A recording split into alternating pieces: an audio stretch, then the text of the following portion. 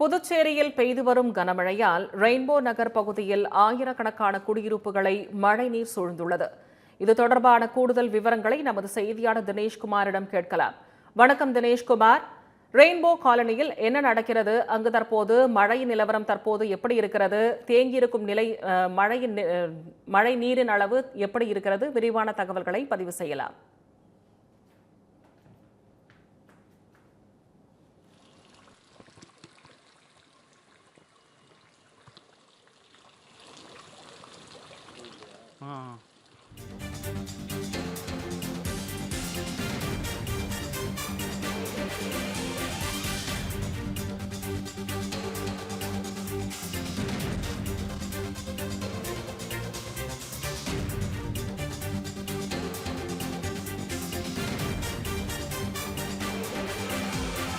புதுச்சேரியில் பெய்து வரும் கனமழையால் ரெயின்போ நகர் பகுதியில் ஆயிரக்கணக்கான குடியிருப்புகள் மழைநீர் சூழ்ந்து காட்சியளிக்கும் அந்த காட்சிகளை நாம் தற்போது பார்த்து வருகிறோம். ஆயிரக்கணக்கான குடியிருப்புகளை மழைநீர் சூழ்ந்து மக்களின் இயல்பு வாழ்க்கை பெரிதும் பாதிக்கப்பட்டுள்ளது.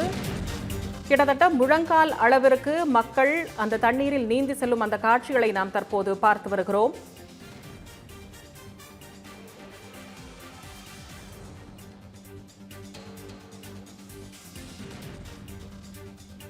புதுச்சேரியில் பெய்து வரும் கனமழையால் ரெயின்போ நகர் பகுதியில் ஆயிரக்கணக்கான குடியிருப்புகளை மழைநீர் சூழ்ந்துள்ளது. இது தொடர்பான கூடுதல் விவரங்களை வழங்கலாம் தினேஷ்.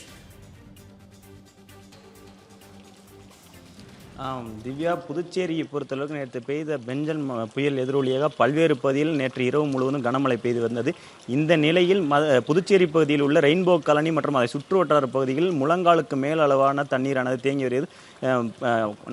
நள்ளிரவு முழுவதும் காற்றானது வேகம் 90 கிலோமீட்டருக்கு மேலே இருந்தது. அதை தொடர்ந்து கனமழை அதிகாலை 3 மணி வரை கனமழை இருந்தது. 3 மணி முதல் 6 மணி வரையிலான மழை எதுவும் இல்லாமல் திரும்ப 6 மணிக்கு மேல் கனமழையானது தொடர்ந்து பெய்தது.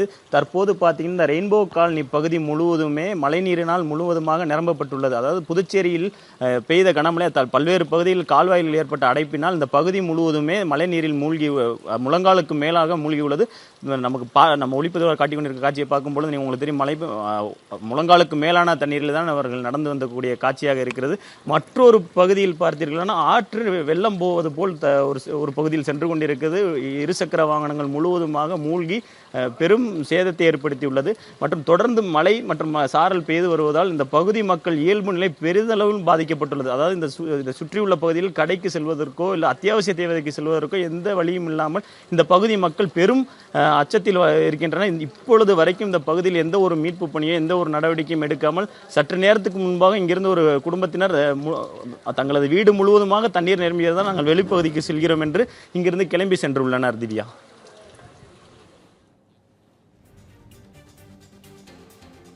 கள நிலவரங்களை பதிவு செய்ததற்கு நன்றி தினேஷ்குமார்.